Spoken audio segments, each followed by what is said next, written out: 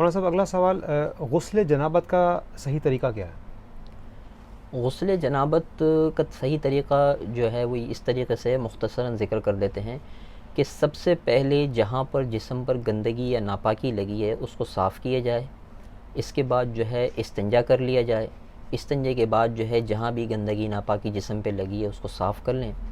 اس کے بعد جو ہے آپ وضو کریں جیسے نماز کے لیے وضو کیا جاتا ہے. وضو کرنے کے بعد جو ہے آپ اپنے جسم پر پانی بہائیں گے، اور پانی جو ہے آپ اس طرح بہائیں گے کہ آپ کے جسم کا کوئی بھی حصہ ایک بال برابر بھی سوکھا نہ رہے. اس کے ساتھ ساتھ آپ نے جو ہے کلی بھی کرنی ہے غرارے کے ساتھ، اور ناک میں پانی بھی چڑھانا ہے نرم ہڈی تک. یاد رکھیں غسل کے 3 فرائض ہیں، اگر اس میں کمی رہ گئی تو آپ کا غسل نہیں ہوگا اور آپ پاک نہیں ہوں گے، جس میں سب سے پہلے ہے کلی کرنا، اس کے بعد ہے ناک میں پانی ڈالنا، اور تیسرے نمبر پر ہے جسم پر پانی بہانا اور اس پورے جسم کو گیلا کرنا. 1 مرتبہ فرض ہے اور 3 مرتبہ سنت ہے، اور اس سے پہلے جو چیزیں بتائی گئی ہیں کچھ چیزیں احتیاط ہیں اور کچھ چیزیں سنت ہیں.